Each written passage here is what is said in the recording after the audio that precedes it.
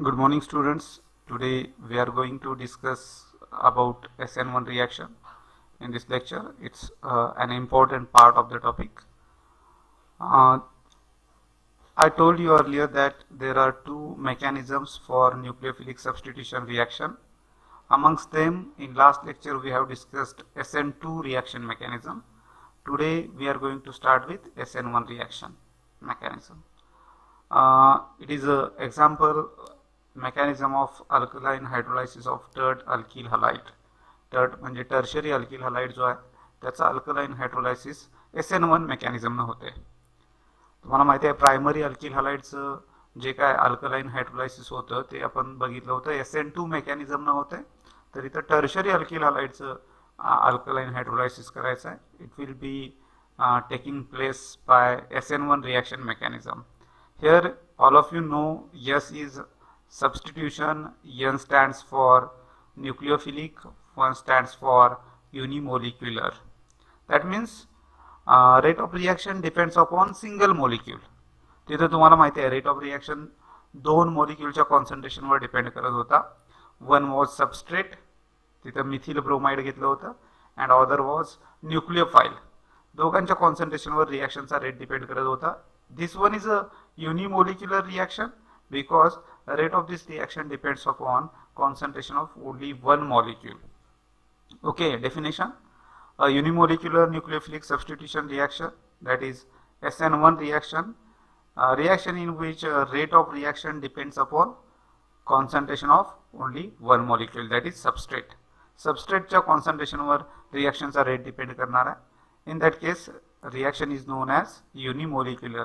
Okay, तर रिॲक्शनचा rate जो आहे तो कॉन्सन्ट्रेशन जे असणार आहे सबस्ट्रेटचं त्या सोल्युशनमध्ये सबस्ट्रेट तुम्हाला माहिती आहे अल्किल हलाइड असणार, टर्शरी अल्किल हलाइड, त्याच्या कॉन्सन्ट्रेशनवर रिॲक्शनचा रेट फक्त डिपेंड करणार आहे किंवा त्याला तो रिॲक्शनचा रेट डायरेक्टली प्रपोर्शनल असणार आहे. Example: alkaline hydrolysis of third butyl bromide.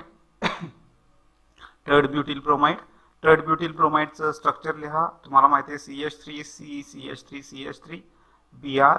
तर त्याला तुम्ही म्हणू शकता 2 bromo 2 methyl propane with aqueous NaOH और KOH. तुम्हाला माहिती आहे अल्कलाइन हायड्रोलायसिस करतोय म्हणजे ॲक्वियस NaOH और KOH बरोबर त्याला बॉईल करणार आपण. Okay, so it is known as alkaline hydrolysis, that is boiling with NaOH or KOH aqueous solution. Okay, gives third butyl alcohol. यापूर्वी आपण डिस्कस केले ब्रोमाइडची रिएक्शन झाली aqueous KOH बरोबर किंवा NaOH बरोबर, तर ब्रोमीन रिप्लेस होणार आणि तिथं OH येणार म्हणजे अल्कोहोल तयार होईल, third butyl alcohol. Similarly it has IUPAC name 2 methyl propane two ol. त्याचा IUPAC नेम आहे 2 मिथिल प्रोपेन टू ऑल. हे आपण अल्कोहोलचे IUPAC नोमेनक्लेचर बघू तेव्हा हे लक्षात येईल. हे सध्या तुम्हाला माहिती आहे. ओके, चलो रिएक्शन कशी आहे? CH3 थ्राइस CBr म्हणजे C ला 3 CH3 जोडलेत, इकडे इकडे इकडे CH3 thrice CBr, third butyl bromide plus KOH aqueous solution, K and Br combine to form KBr. OH replaces bromine. OH जो आहे तो काय करणार आहे? ब्रोमीनला रिप्लेस करणार आहे. So CH3 thrice COH third butyl alcohol बघायला मिळेल आपल्याला. इथं प्रोडक्ट जो आहे तो काय असणार आहे? Third butyl alcohol. Now CH3CBr, okay, हा जो आहे third butyl alcohol, third butyl bromide, या रिएक्शनचा मी आयोनिक फॉर्म लिहिणार आहे. तर आयोनिक फॉर्म तुम्हाला माहिती आहे कसा लिहितोय? KOH आहे K plus OH minus, KBr आहे K प्लस Br मायनस. त्यामुळे K प्लसला K प्लस कॅन्सल झाला तर इथं काय होईल? OH मायनस, इथं काय राहील? Br minus. मी लास्ट लेक्चरला पण सांगितलेलं इथं बॉन्ड जो आहे तो नॉन मेटल आणि मेटल मध्ये आहे, नॉन मेटल आणि मेटल मध्ये आहे. So it will be ionic bond. So in aqueous solution it will form ions. इथं कुठले आयन्स बनतील? K प्लस OH मायनस, इथे कुठले बनतील? K plus Br minus. ॲरोच्या अलीकडचा K प्लस पलीकडच्या K प्लसला कॅन्सल होईल, कॉमन पार्ट आहे, कॅन्सल झाला. So CH3CBr plus OH minus, ॲरोच्या पलीकडे CH3COH, कारण Br ला OH न रिप्लेस केलं, Br ला OH न रिप्लेस केलं. सो OH प्लस Br निघून गेला म्हणजे Br मायनस होईल. One nucleophile is replace by other nucleophile, so it is a nucleophilic substitution reaction. Okay, याच्यामध्ये हा जो आहे तो न्यूक्लिओफाइल आहे, कारण का याच्यावर मायनस चार्ज आहे, इलेक्ट्रॉन रिच स्पेसिस आहे. इलेक्ट्रॉन रिच स्पेसिसला आपण काय म्हणतोय, न्यूक्लिओफाइल. हा सबस्ट्रेट आहे टर्ड ब्युटिल ब्रोमाइड, हा आहे न्यूक्लिओफाइल, आणि हे आहेत प्रोडक्ट. ओके. कायनेटिक एक्सप्रेशन मी तुम्हाला म्हटलं होतं, it is a unimolecular reaction. In this case it is a first order reaction, म्हणजे या रिॲक्शनचा रेट फक्त एकाच मॉलिक्यूलच्या कॉन्सन्ट्रेशनवर डिपेंड करतोय. So it follows first order kinetic. It follows first order kinetic. Last लेक्चरमध्ये मी म्हटलं होतं इट फॉलोज सेकंड ऑर्डर, कारण ती रिॲक्शन जी होती त्याच्यामध्ये दोघांचं कॉन्सन्ट्रेशन, एक आहे सबस्ट्रेट, दुसरा आहे न्यूक्लिओफाइल, त्या बोथ कॉन्सन्ट्रेशनवर रिॲक्शनचा रेट डिपेंड करत होता. इथं रिॲक्शनचा रेट फक्त टर्ड ब्युटिल ब्रोमाइडच्या कॉन्सन्ट्रेशनवर डिपेंड करतोय. The rate of this reaction depends on the concentration of tert butyl bromide only and not on nucleophile. म्हणजे न्यूक्लिओफाइल जो आहे त्याच्या कॉन्सन्ट्रेशनवर रिॲक्शनचा रेट डिपेंड करत नाही, हे लक्षात ठेवायचं आहे तुम्हाला. सो रेटचं जे इक्वेशन असणार ते बनणार, rate is directly proportional to concentration of tert butyl bromide. Tert butyl ब्रोमाइडचा फॉर्म्युला C ला 3 CH3 म्हणजे CH3 thrice CBr. And this equation can also be written as rate is directly proportional to K into concentration of CH3 thrice CBr. Okay, where R is the rate of the reaction, K is specific rate constant. R is the rate of the reaction and K is specific rate constant. हे तुमच्या लक्षात येते का बघा, एकदम simple आहे. We are discussing about SN1 reaction. Rate of reaction depends upon only one molecule. आतापर्यंत ते कळालं नाही आपल्याला ओनली वन मॉलिक्यूल वर का डिपेंड करतोय, कारण का गेल्या रिएक्शन मध्ये पण दोन मॉलिक्यूल होते, रिएक्शन मध्ये पार्टिसिपेट करायचे. आता पण दोन मॉलिक्यूल आहेत, तरी पण मी मगापासून बोलतोय या रिएक्शनचा रेट एकाच मॉलिक्यूलच्या कॉन्सन्ट्रेशनवर डिपेंड करतोय. हे जे सिक्रेट आहे ते मेकॅनिझम मध्ये आपल्याला लक्षात येईल की असं का होतंय. असं का होतंय, या रिएक्शनचा रेट फक्त टर्ट ब्युटिल ब्रोमाइडच्या कॉन्सन्ट्रेशन वरच का डिपेंड करतोय, OH मायनसच्या कॉन्सन्ट्रेशनवर तो डिपेंड का करत नाही, ते मेकॅनिझम मध्ये लक्षात येईल. So let us start with mechanism. It has two step reaction mechanism, म्हणजे SN1 रिएक्शन टू स्टेप मध्ये होते. सो तुम्ही असं म्हणू शकता it has two step reaction mechanism. First step काय आहे, फॉर्मेशन ऑफ कार्बोनियम आयन. पहिल्या स्टेपमध्ये कार्बोनियम आयन तयार होते. तुम्हाला माहिती आहे कार्बोनियम आयन कधी म्हणतात, कार्बनवर पॉझिटिव्ह चार्ज आला की त्या आयनला म्हणतात कार्बोनियम आयन. कधी कधी त्याला कार्बोकॅटायन पण म्हणतात. Carbonium ion is also non as carbocation. हा फॉर्म होण्यासाठी CBr बॉन्ड ब्रेक होणार आहे. कोणता बॉन्ड ब्रेक होणार आहे, CBr बॉन्ड. आणि ब्रेक होताना दोन्ही इलेक्ट्रॉन ब्रोमीन घेऊन जाणार आहे. Both electron will be taken by bromine. So it is known as heterolysis. तुम्हाला माहिती आहे कोव्हॅलंट बॉन्डवरच्या एक इलेक्ट्रॉन कार्बनला एक इलेक्ट्रॉन ब्रोमीनला मिळाला असता तर it is known as homolysis. पण both electron are carried by bromine, so it is known as heterolysis. तर इथे हेट्रोलायसिस होणार आहे. हेट्रोलायसिस होणार कसं होणार, ॲज इलेक्ट्रोनिगेटिव्हिटी ऑफ ब्रोमीन, या दोघांच्या मध्ये ब्रोमीनची इलेक्ट्रोनिगेटिव्हिटी जास्त आहे. The CBr bond becomes polar. Already आपण डिस्कस केले की हा बॉन्ड पोलार असणार आहे, कारण का इलेक्ट्रॉन जे आहे ते ब्रोमीन कडे शिफ्ट होणार. So bromine will carries minus charge and carbon will carry plus charge. बरोबर आहे ना. So this bond will be polar. This bond CBr bond will be polar in nature. Okay, तर तो पोलार असणार आहे. Due two plus I effect. Due two plus I effect तुम्हाला माहिती आहे टर्ड ब्युटिल ब्रोमाइड मध्ये या कार्बनला 3 मिथिल ग्रुप जोडलेत. आणि मिथिल ग्रुप किंवा अल्किल ग्रुपची गोष्ट तुम्हाला माहिती आहे, ते इलेक्ट्रॉन डोनेट करतात.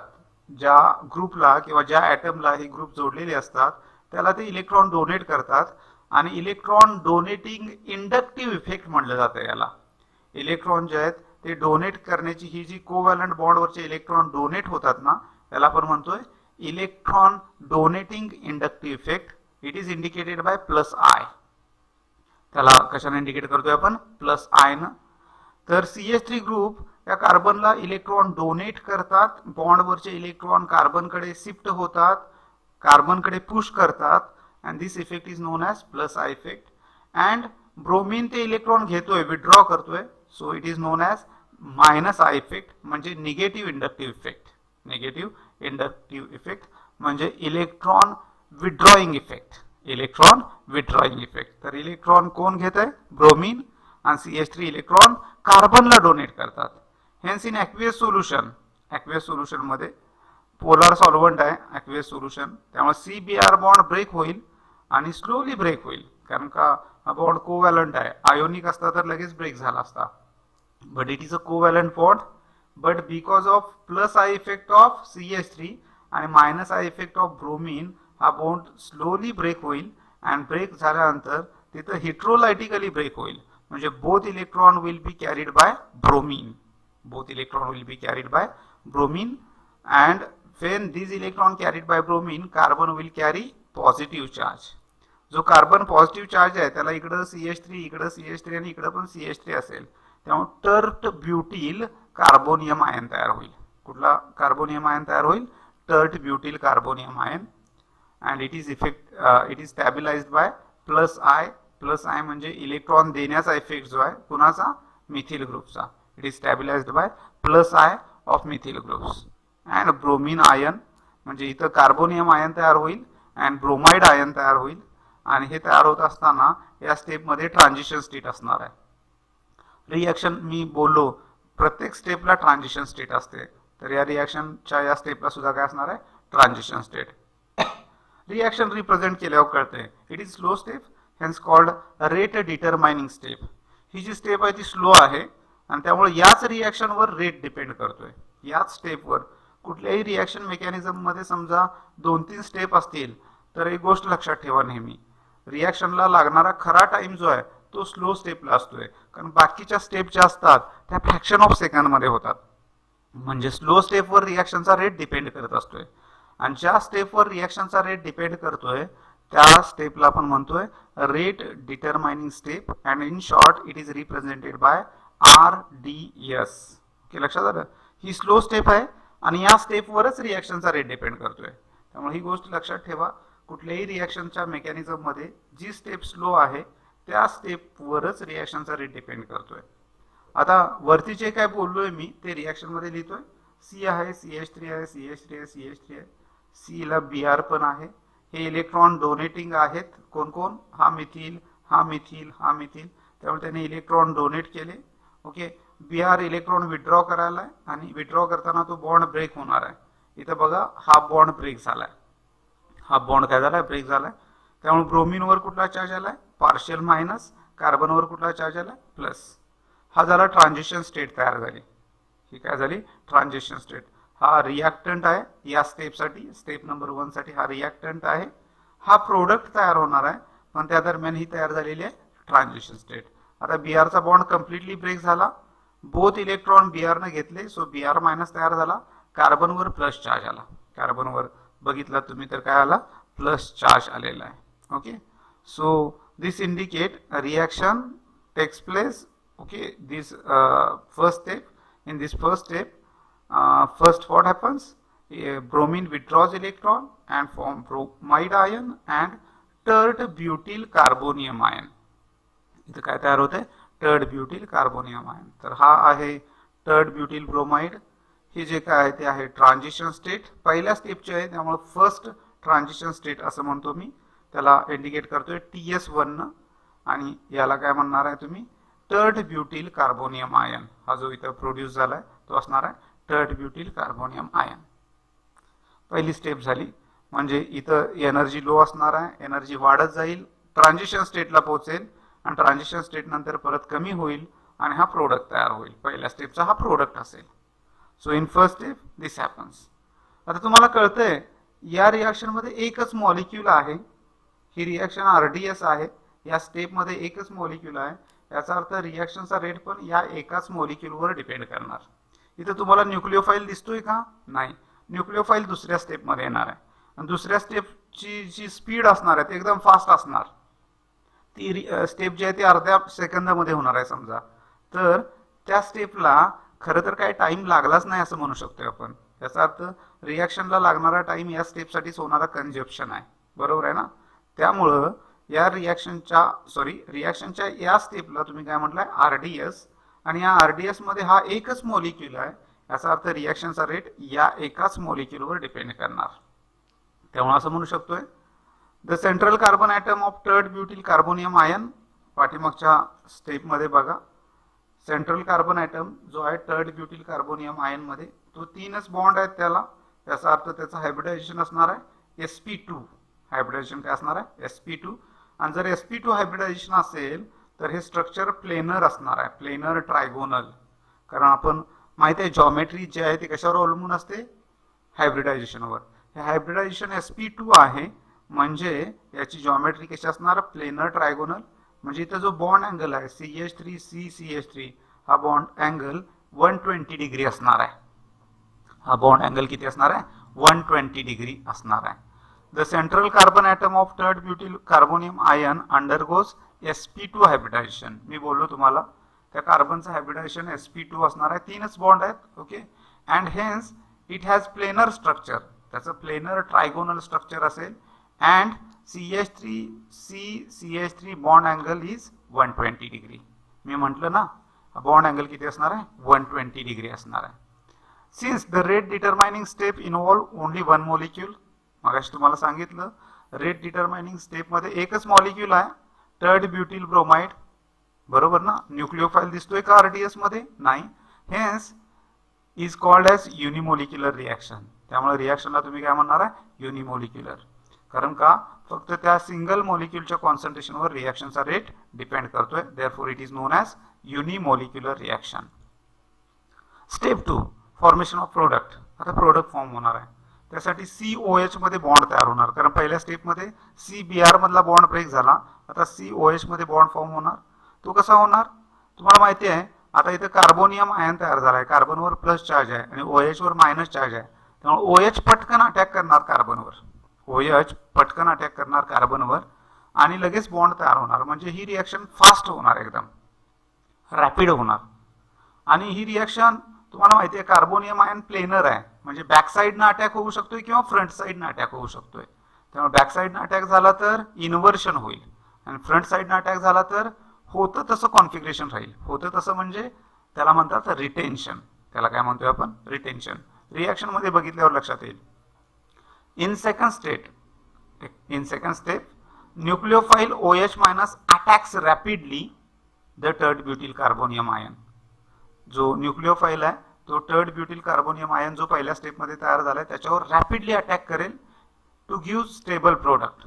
प्रोडक्ट काय मिळेल, stable tert butyl alcohol with 50% retention. Retention कधी होत आहे, जर फ्रंट साईडनं अटॅक झाला तर. And 50% inversion. इन्व्हर्शन कधी होत आहे, बॅक साईडनं अटॅक झाला तर. This is called as racemization. This is called as racemization. कारण 50% डी फॉर्म असेल तर 50% एल फॉर्म असणार. आणि असं जे मिक्सचर आहे त्याला रॅसिमिक मिक्सचर म्हणतात. जर एखाद्या सोल्युशन मध्ये जो प्रोडक्ट तयार झालाय त्याच्यामध्ये 50% डी फॉर्म म्हणजे माहिती आहे तुम्हाला डेक्स्ट्रो, आणि त्याच्याबरोबर उलटा फॉर्म रिव्हर्स इनव्हर्स कॉन्फिगरेशन म्हणजे एल फॉर्म असेल तर त्याला रॅसिमिक मिक्सचर म्हणतात. त्यामुळे ही जी रिॲक्शन आहे त्याला रॅसिमायझेशन म्हटलं जाते.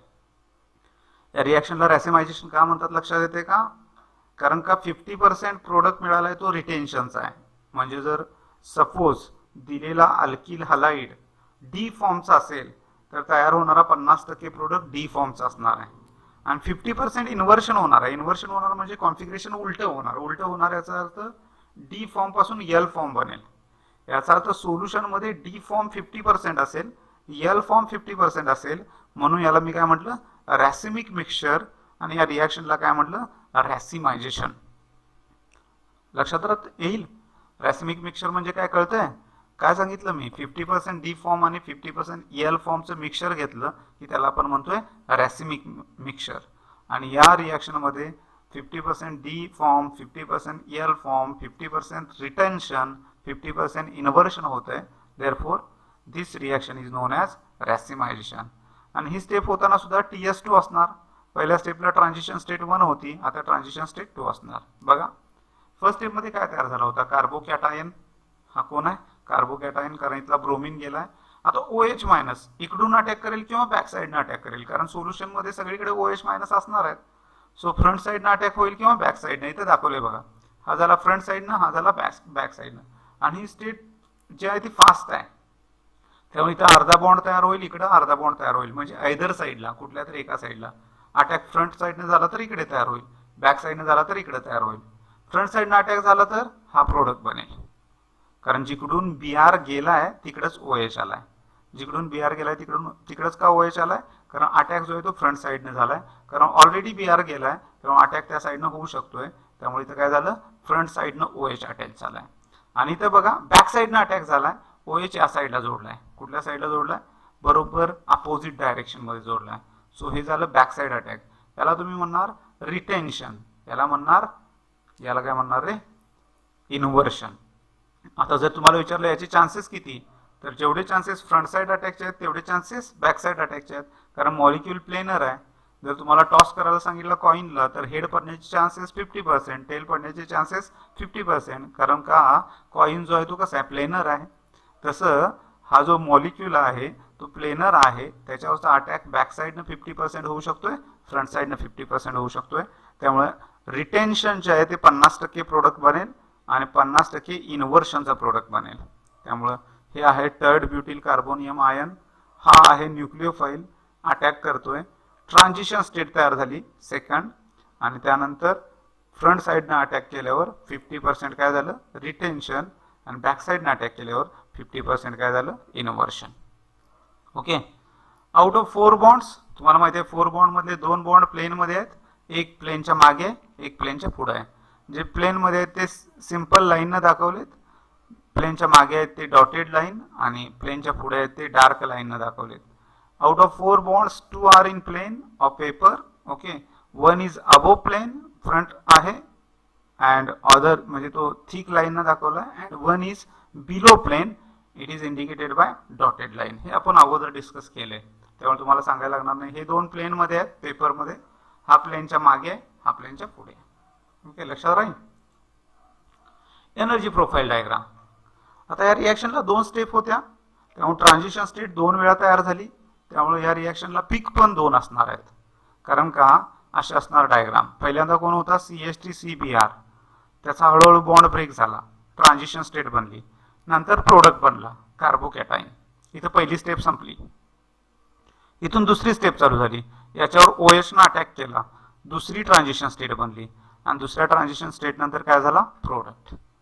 म्हणजे गेल्या रिएक्शन मध्ये बघितलं होतं आपण, एकच असा पीक होता, कारण ती रिएक्शन सिंगल स्टेप मध्ये होत होती. ही रिएक्शन 2 स्टेप मध्ये होते. पहिल्यांदा कार्बोकॅटाईन तयार झाला, ही पहिली स्टेप, नंतर प्रोडक्ट तयार झाला, ही दुसरी स्टेप.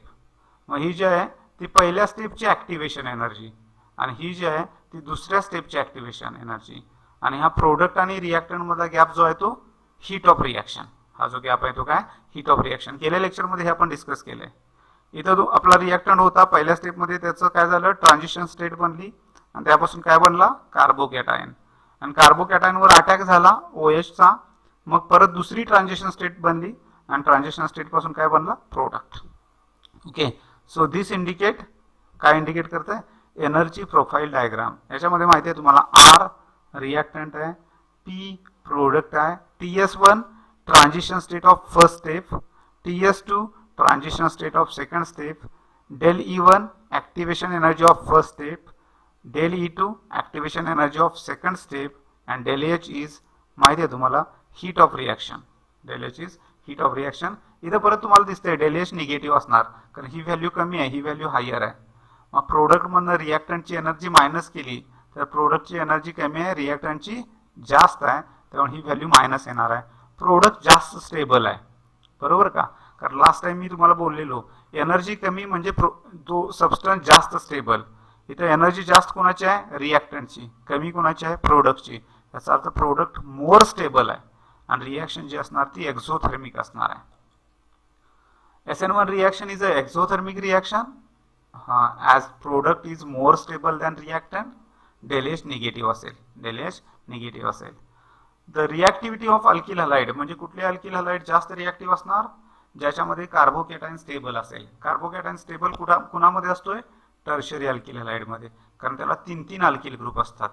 नंतर सेकंडरी अल्किल हलाइड मध्ये, कारण 2 अल्किल ग्रुप असतात. आणि नंतर प्रायमरी अल्किल हलाइड मध्ये, कारण कार्बनला एकच अल्किल ग्रुप असतोय. कारण का हे सगळं चाललंय कार्बोकॅटायन तयार व्हायला पाहिजे, आणि कार्बोकॅटायन तयार व्हायला पाहिजे असेल तर तो तयार होऊ शकतोय पॉझिटिव्ह इंडक्टिव्ह इफेक्टमुळे. कशामुळे? पॉझिटिव्ह इंडक्टिव्ह इफेक्टमुळे. इथं 3 अल्किल ग्रुप आहेत, इथं 2 अल्किल आहेत, इथं एकच अल्किल ग्रुप आहे. अल्किल ग्रुपची संख्या जशी वाढेल कार्बनवरची तसं कार्बनचं स्टॅबिलिटी वाढेल आणि त्यामुळे कार्बोकॅटायन तयार होईल. आणि कार्बोकॅटायन तयार होईल म्हणजे रिॲक्शन मध्ये किती स्टेप होतील? 2. पहिल्या स्टेपमध्ये कार्बोकॅटायन, दुसऱ्या स्टेपमध्ये प्रोडक्ट. म्हणजे मेकॅनिझम कुठला होईल? SN1. जर कार्बोकॅटायन स्टेबल नसेल तर फ्रंट साइडनं अल्किल हलाइड चाललाय, हॅलोजन ॲटम चाललाय, बॅक साइडनं OH येईल. म्हणजे कुठली रिॲक्शन होणार? SN2 होणार. SN2 कुणामध्ये होते? प्रायमरी मध्ये. SN1 कुणामध्ये होते? टर्शरी मध्ये. SN1 टर्शरी मध्ये का होते? कारण टर्शरी कार्बोकॅटायन स्टेबल असतोय. प्रायमरी मध्ये का होत नाही? प्रायमरी कार्बोकॅटायन स्टेबल असत नाही कारण त्याला स्टेबल करायला इंडक्टिव्ह इफेक्टच नाही आहे, म्हणजे त्याला अल्किल ग्रुप जोडलेले नाहीत कार्बनला, ज्याला हॅलोजन जोडलाय. लक्षात येते काय बघा? आणि याला आपण फर्स्ट ऑर्डर रिॲक्शन का म्हटलं? कारण या रिॲक्शनला 2 स्टेप आहेत, त्यातल्या स्लो स्टेप मध्ये एकच मॉलिक्यूल आहे. बघितला ना? स्लो स्टेप मध्ये एकच मॉलिक्यूल आहे. कुठला मॉलिक्यूल आहे? आठवतंय? हे बघा, हा मॉलिक्यूल आहे. कुठला? टर्ड ब्युटिल ब्रोमाइड. टर्ड ब्युटिल ब्रोमाइड. त्यामुळे या एकट्याच्याच कॉन्सन्ट्रेशनवर रिॲक्शनचा रेट डिपेंड करतोय. त्यामुळे रेटचं इक्वेशन कसं लिहिलंय माहिती आहे ना? हे बघा असं लिहिलंय, rate is directly proportional to concentration of CH3 thrice CBr. याच्या एकट्याच्याच कॉन्सन्ट्रेशनला रिॲक्शनचा रेट डिपेंड करतोय. कारण का? या रिॲक्शनच्या स्लो स्टेपमध्ये RDS मध्ये या रिॲक्शनला 2 स्टेप आहेत. पहिल्या स्टेपमध्ये हेट्रोलायसिस होते. हेट्रोलायसिस होते म्हणजे कार्बन आणि ब्रोमिनचा बॉन्ड ब्रेक होतोय, कार्बोनियम आयन तयार होतोय. आणि ती जी रिॲक्शनची स्टेप आहे ती स्लो स्टेप आहे, आणि त्या स्लो स्टेपमध्ये एकच मॉलिक्यूल आहे, सिंगल मॉलिक्यूल आहे, आणि त्यामुळे सिंगल मॉलिक्यूल असल्यामुळे ही रिॲक्शन फर्स्ट ऑर्डर आहे. ओके. सेकंड स्टेपमध्ये परत न्यूक्लिओफाईल अटॅक करतोय, but it is fast step. त्यामुळे इथं जरी 2 मॉलिक्यूल असले तरी या रिॲक्शनच्या स्टेपला रिॲक्शनच्या रेटमध्ये काय फारसं महत्व नाही. त्यामुळं ही स्टेप आहे, याच्यावर रिॲक्शनचा रेट डिपेंड करत नाही आहे. ओके, लक्षात आलं? आणि energy profile diagram, potential energy versus reaction तुम्हाला कळालं असेल. 2 पीक का तयार झाले? कारण रिॲक्शनला 2 स्टेप आहेत. पहिल्या स्टेपमध्ये CH3 CBr मधला CH3 थ्राइस CBr मधला CBrचा बॉन्ड ब्रेक झाला, तेव्हा एक ट्रान्झिशन स्टेट तयार झाली. आणि नंतर CH3 थ्राइस C कार्बोकॅटायन होता, त्याच्यावर OH चा अटॅक झाला, तेव्हा सेकंड ट्रान्झिशन स्टेट तयार झाली. So this reaction has 2 transition states. Okay. आणि ऑर्डर विचारली तर कुठला कार्बोनियम आयन स्टेबल आहे? टर्शरी. तेव्हा टर्शरी अल्किल हलाइडची रिॲक्शन SN1 होणार. हा कमी स्टेबल आहे म्हणजे ही रिॲक्शन कमी होण्याचे चान्सेस आहेत. आणि प्रायमरी तर सगळ्यात कमी स्टेबल असतोय कार्बोकॅटायन मध्ये, त्यामुळं ती रिॲक्शन परत काय होणार आहे? कमी असणार आहे. त्यामुळे टर्शरी अल्किल हलाइड SN1 साठी more reactive, then second alkyl halide, then tertiary alkyl halide, हा क्रम असेल. Okay students, have a nice time. Actually हा पार्ट इम्पॉर्टंट आहे.